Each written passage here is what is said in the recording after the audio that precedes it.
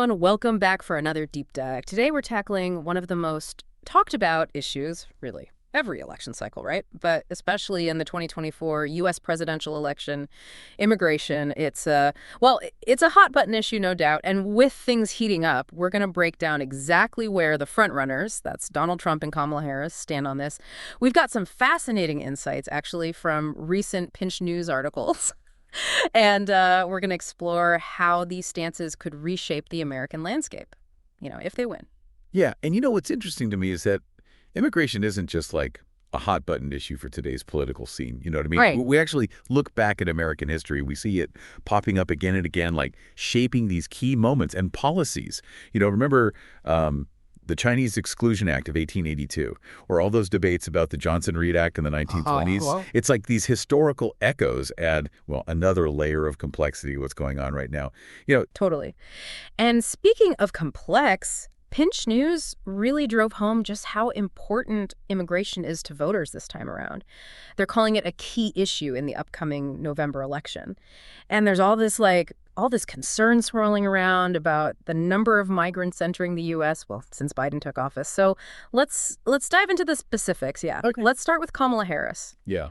So she's been really pushing for this thing. She calls it a bipartisan border security deal, and even directly challenges her opponent about it when she's out there campaigning. Oh, wow. In fact, Pinch News said she consistently promises to sign this deal into law if she gets elected. Wow. So the question is this like a genuine attempt at bipartisanship, or is this like some clever tactic to get those undecided voters, I think it's interesting, right? It seems like she's aiming for that, that sweet spot, addressing those security concerns without, alienating those who are really focused on that humanitarian aid.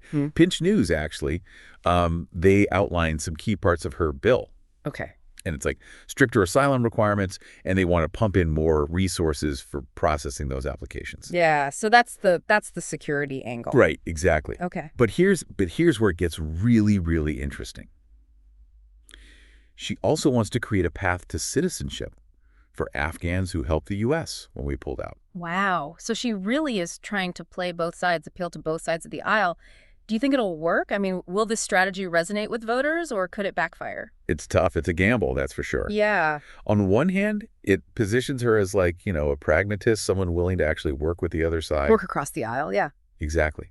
But on the other hand, it really risks alienating voters on both extremes. Like, think about it. The people who want that, like, totally closed border, Yeah. they might see this as way too lenient, way too much. Right. And then, on the other side, you have those who are really focused on humanitarian aid. Right. And they might see any increase in restrictions as a step backwards. Yeah. So, yeah, it's a tough one. Oh, absolutely. It'll be interesting to see how that all plays out. Now, let's switch gears a little bit to the candidate who, he needs no introduction when we're talking about immigration, Donald Trump. Pinch News did not hold back. They reminded us of his kind of infamous rally cry, right? Send them back. They even described the energy at those rallies where that chant became the moment. Yeah, it's true. So what's the context there? Well, I think it's important to understand that Trump isn't just talking about increasing deportations a little bit or tweaking things here and there.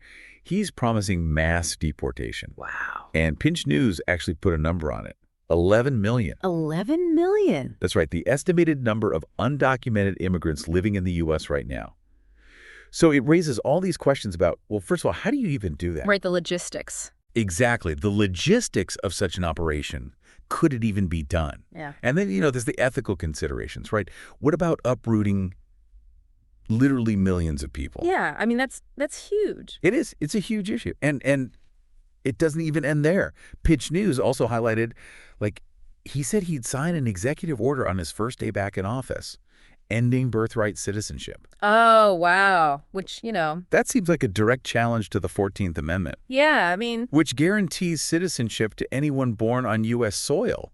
it is. How would that even work legally? That's the thing. It's highly contentious, to say the least. Yeah. The 14th Amendment is it's a cornerstone, right, of U.S. citizenship law. Right. And challenging it. That would be like a legal earthquake. Yeah. I mean, you'd have Like, the constitutionality of the executive order like that would be challenged immediately in court. Immediately. Probably end up in the Supreme Court. Oh, absolutely. It sounds like we could be looking at a constitutional crisis right out of the gate.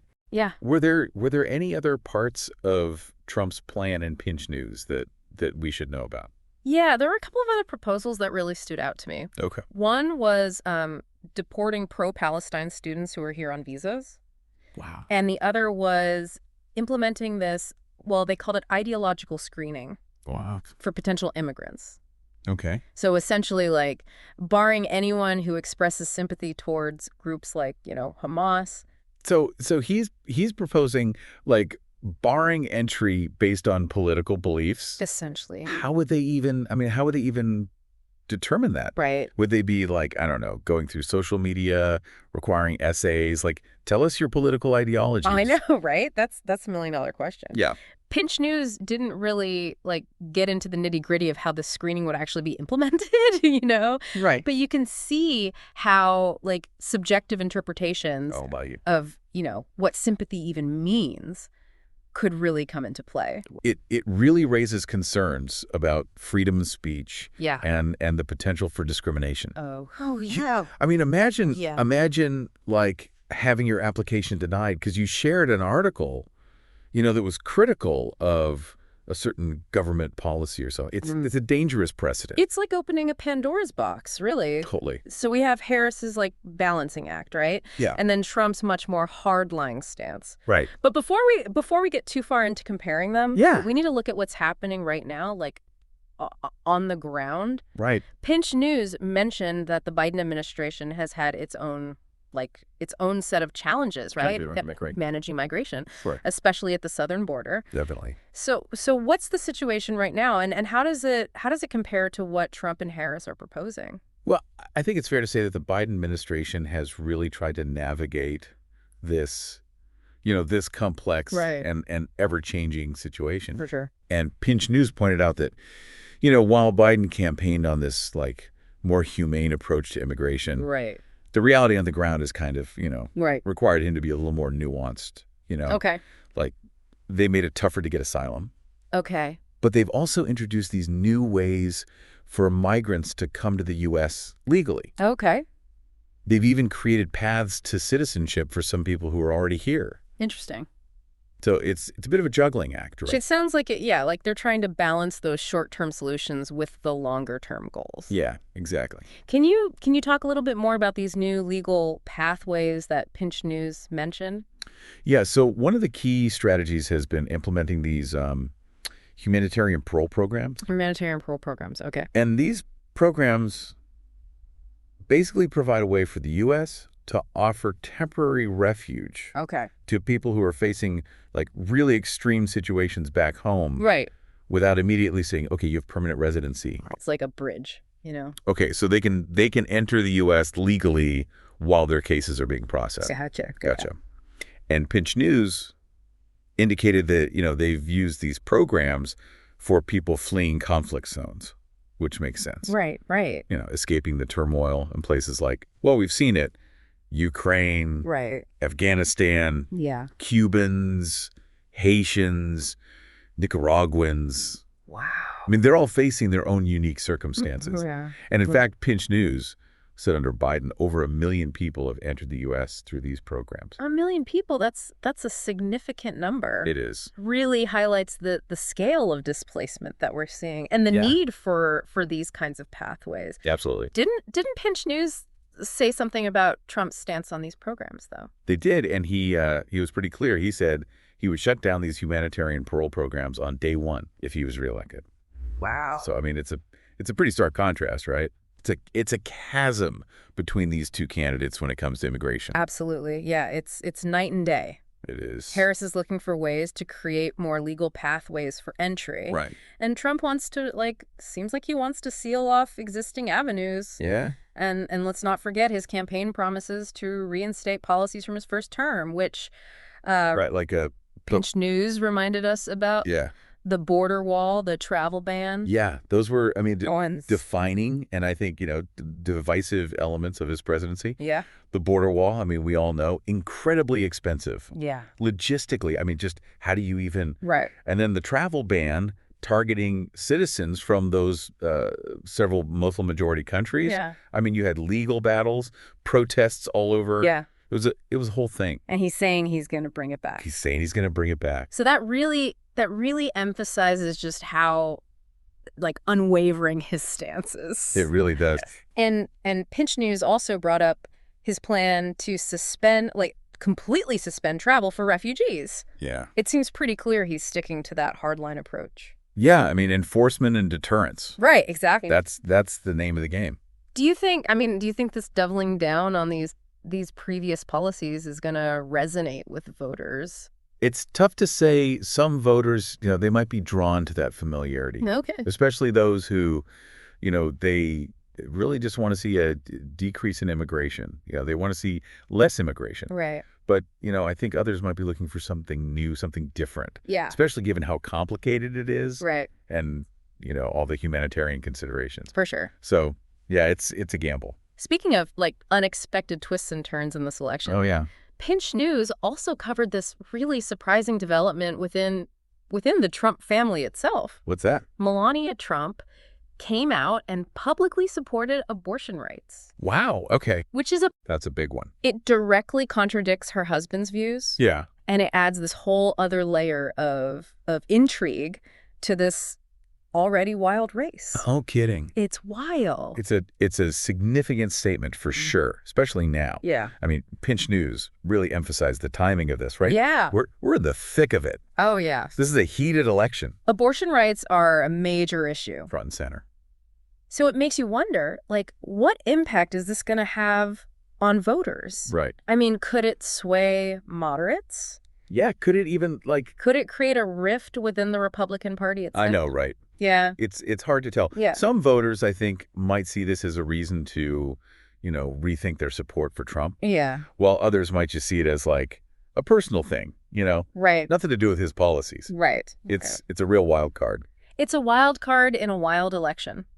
No kidding. So we've talked a lot about the candidate stances on immigration, right? But how do their proposals actually, like, measure up against what's really happening? Yeah. The current reality of migration, yeah, global events, all of that. Well, that's the key question, isn't it? Yeah. I mean, we've been really focused on the U.S. here. Right.